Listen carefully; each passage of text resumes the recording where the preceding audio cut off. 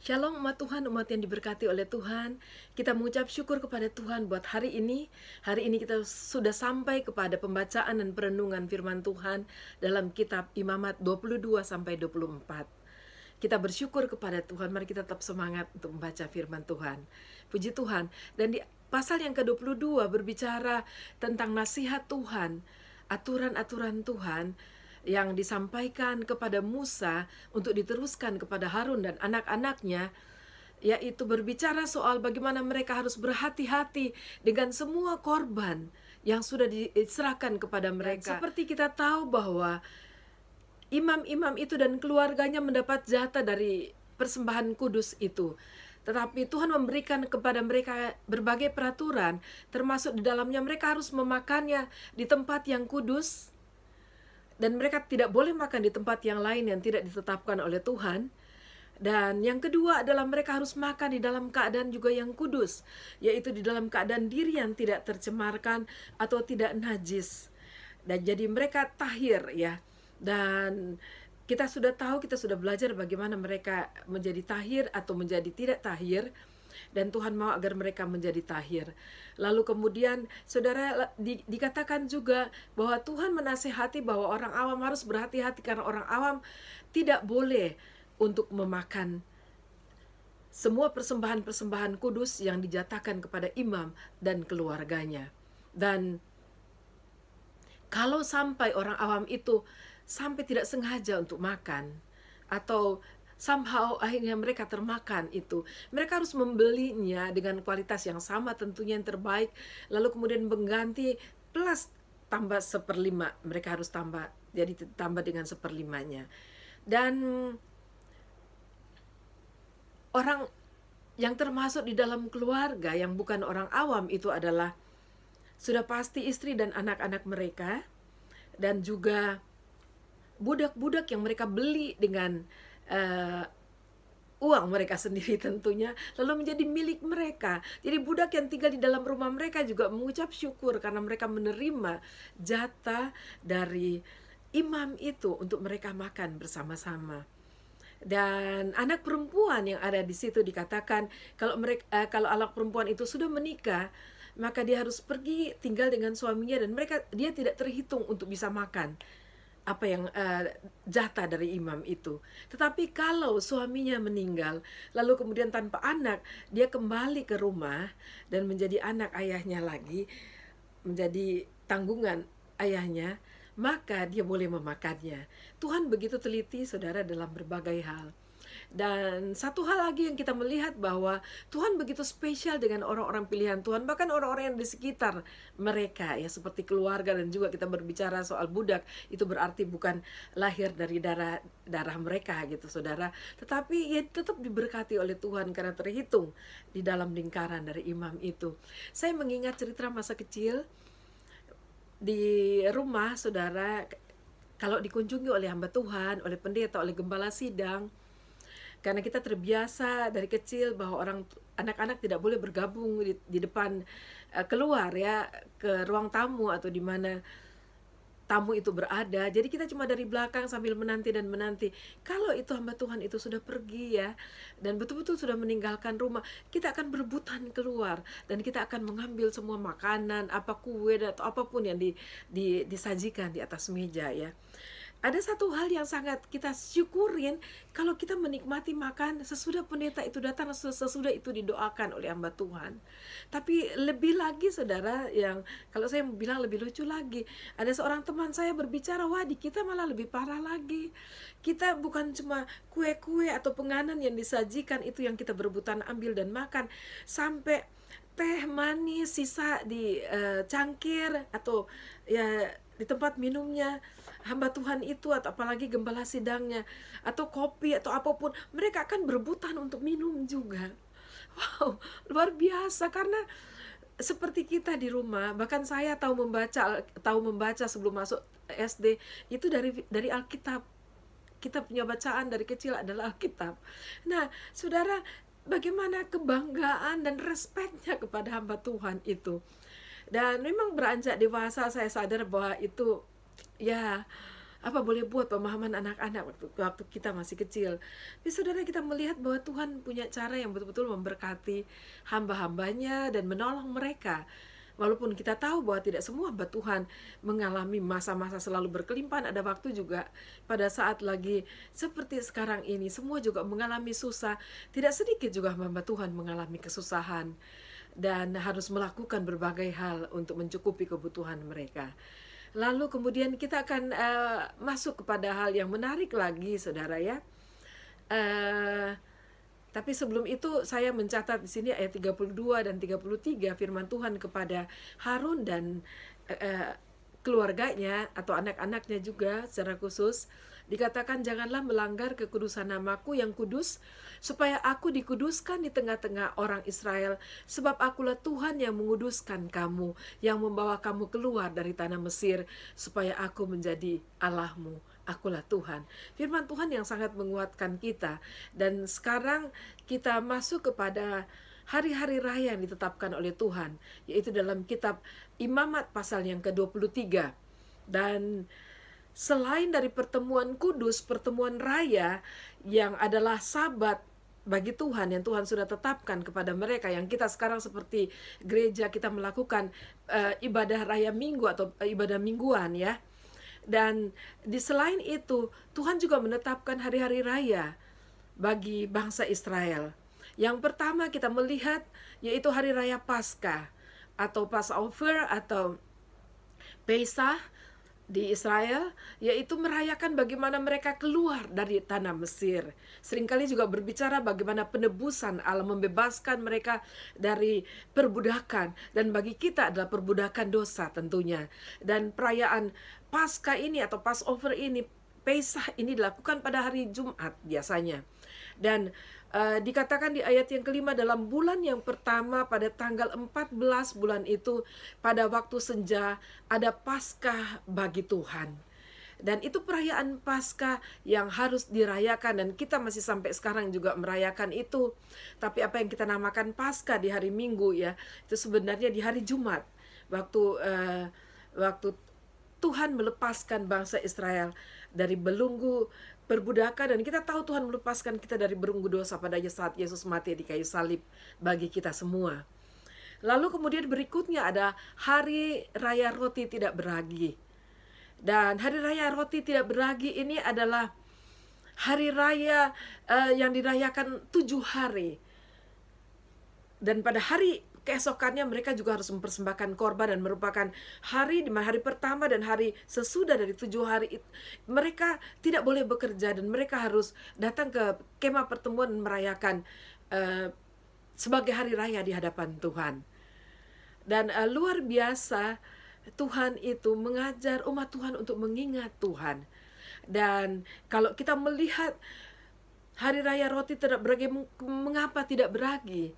Ada dua yang menafsir ini ya saudara, dan memang karena itu berdekatan ya, sesudah dalam bulan yang sama, dikatakan hari ke-15 dalam bulan yang sama itu hari roti tidak beragi, itu merayakan masih bersamaan dengan pada saat mereka keluar dari tanah Mesir. Lalu kemudian bagaimana Tuhan membawa mereka dengan sangat terburu-buru, dan mereka tidak ada waktu lagi untuk menunggu roti itu naik atau mengembang. Jadi mereka harus terburu-buru mengingat bagaimana dengan cepat proses Tuhan melepaskan mereka, dan kemudian proses keselamatan mereka. Dan yang kedua adalah karena pada hari pertama perayaan roti tidak beragi, mereka harus membuang semua ragi yang ada di dalam kemah atau dalam rumah orang-orang Israel. Itu tanda mereka melepaskan diri dari berbagai dosa, ragi, busuk ya dibilang. Dan kita harus melepaskan diri dari dosa. Itu perayaan roti tidak beragi, dan dirayakan itu 7 hari. Dan selama 7 hari mereka harus mempersembahkan korban kepada Tuhan. Berbagai korban yang sudah ditetapkan oleh Tuhan, yang sudah dapat baca dengan teliti ya di ayat-ayat itu. Dan kita juga melihat bahwa bagaimana Tuhan sungguh-sungguh menginginkan bahwa bangsa Israel mengingat hal ini. bahwa Tuhan sedang memurnikan mereka. Tuhan ingin mereka mengingat bahwa pada saat mereka diselamatkan oleh Tuhan, dibebaskan oleh Tuhan, mereka juga harus hidup dalam pemurnian iman, permurnian diri untuk menjadi kudus di hadapan Tuhan. Lalu berikutnya adalah Hari Raya Buah Sulung, atau dikatakan the wave offering of first fruit. Dan ini adalah perayaan bagaimana Tuhan memelihara bangsa Israel. Dan ini berbicara soal hari kelimpahan bagi bangsa Israel. Hari di mana mereka merayakan hasil panen raya mereka. Ini seperti pengucapan syukur. Kalau mereka kilas balik bagaimana mereka dibebaskan Tuhan dari Mesir, lalu kemudian Tuhan memelihara mereka dengan mana, dan mereka mendapatkan apa yang perlu mereka ada untuk kehidupan sehari-hari mereka. Berbicara soal pemeliharaan Allah di padang gurun, tetapi juga pada saat mereka memasuki tanah perjanjian, di mana pada saat mereka menanam juga, waktu mereka menabur, mereka juga dapat melihat hasil yang diberikan oleh Tuhan. Dan ini sebagai pengucapan syukur kepada Tuhan. Dan kalau kita yang datang dari latar belakang Kristen, kita tahu juga ada hari-hari raya pengucapan syukur di hadapan Tuhan. Dan pengucapan syukur harusnya terarah kepada Tuhan. Bersyukur atas apa yang Tuhan berikan. Awal-awal saya masih kecil, saya masih merasakan bagaimana kita membawa pisang, ada yang membawa beras, sekarung beras, atau apapun yang dibawa kepada Tuhan. Sehingga altar dari gereja itu penuh dengan persembahan-persembahan hasil panen awal, ya, panen pertama dari setiap keluarga. Dan itu luar biasa. Berbicara pemeliharaan Tuhan, percaya saja, memang ada masa kelaparan, ada masa panas, ada masa paceklik, tapi kita tahu pemeliharaan Tuhan itu selalu ada bagi umat Tuhan. Amin, saudara. Puji Tuhan. Lalu kita sampai kepada hari raya berikutnya adalah hari raya ke-50 atau disebut Pentekos. Pentekos artinya hari ke-50, dan di Israel dirayakan sebagai hari raya Chavat. Dan itu mereka rayakan sebagai hari raya waktu Musa naik ke Gunung Sinai lalu dan menerima 2 loh batu, dan itu pemberian hukum atau 10 perintah Allah atau 10 hukum Allah kepada bangsa Israel. Ayat 16 dikatakan, sampai pada hari sesudah Sabat yang ke-7 kamu harus hitung 50 hari. Lalu kamu harus mempersembahkan korban sajian yang baru kepada Tuhan. Dan kita melihat bahwa segala sesuatu yang dilakukan Tuhan sangat terencana. Dan bagaimana semua berkaitan dengan Kristus. Dan termasuk hari Pentakosta, di mana 50 hari sesudah hari raya Paskah itu, hari Pentakosta, dan Tuhan memberikan kepada kita Roh Kudus. Itu luar biasa, saudara. Dan perayaan yang selanjutnya adalah hari raya Serunai, meniup serunai. Serunai artinya trompet. Jadi the Feast of Trumpet. Dan kita akan melihat itu di ayat yang ke-23 sampai 25. Tapi saya bacakan kepada saudara ayat yang ke-24. Katakanlah kepada orang Israel begini, dalam bulan yang ke-7 pada tanggal 1 bulan itu, pada tanggal 1 bulan yang ke-7 itu dikenal di Israel, dan itu perayaan yang disebutkan untuk hari raya trompet ini, yaitu Rosh Hashanah. Dan dikatakan Tuhan, kamu harus mengadakan hari perhentian penuh yang diperingati dengan meniup serunai, yakni hari pertemuan kudus. Dan mereka pada hari itu mereka sudah mulai dari mereka meniup serunai itu atau meniup trompet itu. Dan trompet itu dikenal pada bangsa Israel, ya, dan itu berbicara soal pada saat trompet dibunyikan, itu tanda bahwa bangsa Israel atau umat Tuhan harus bersiap, gitu ya, siap siaga, bersiap. Lalu kemudian itu juga berupa panggilan perang. Kalau ada trompet panjang, ada cara-cara mereka meniupkan trompet. Tapi pada saat peniupan trompet itu juga merupakan panggilan perang bagi bangsa Israel. Lalu juga peniupan trompet itu juga, yaitu pada saat raja akan hadir, akan memasuki satu ruangan atau apapun, itu peniupan trompet itu dibunyikan.